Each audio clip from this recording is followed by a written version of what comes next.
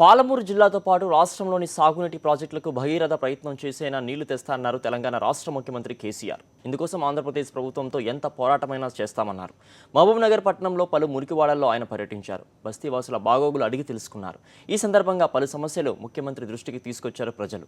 పేదలందరికీ మౌలిక వసతులున్న ఇళ్లను కట్టిస్తామని హామీ ఇచ్చారు.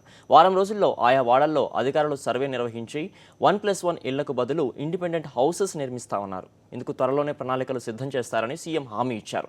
అర్హులైన ప్రతి ఒక్కరికి పింఛను, ఆహార భద్రతా కార్డులు అందేలా అధికారులకు ఆదేశాలు జారీ చేశామన్నారు. సాయంత్రం జిల్లా పరిషత్ చేరుకుని పార్టీ ఎంపీ, ఎమ్మెల్యేలు అధికారులతో వివిధ అంశాలపై సమీక్ష నిర్వహించారు. మిషన్ కాకతీయ అంచనాలు రూపొందించడంలో నిర్లక్ష్యంగా వ్యవహరిస్తున్న అధికారులపై మండిపడ్డారు.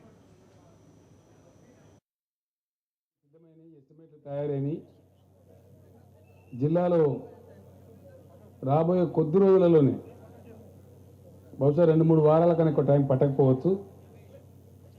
నేను పెద్ద ఎత్తున మనందరం కలలు కంటున్నటువంటి పాలమూరు ఎత్తిపోతల పథకానికి కూడా శంకుస్థాపన చేయబోతా ఉన్నాను. పేదలు ఎక్కడైనా సరే మిస్ అయి ఉండొచ్చు, రేషన్ కార్డు రాకుండా ఉండవచ్చు, అదేవిధంగా పెన్షన్ కూడా రాకుండా ఉండవచ్చు. ఒకసారి గ్రౌండ్ చేసినాం ఒక లెవెల్కు, ఇలా నేమ్ పోతే కూడా సార్ 98% వచ్చింది సార్, ఒక 1%, 2% మిగిలిపోయినాం, దయచేసి మాకు కూడా ఇవ్వమన్నారు. ప్రభుత్వం యొక్క ఉద్దేశం కూడా ఏ ఒక్క నిరుపేదవాడు కూడా, ఏ ఒక్క అర్హుడు కూడా మిగలకూడదనేది ప్రభుత్వ ఉద్దేశం.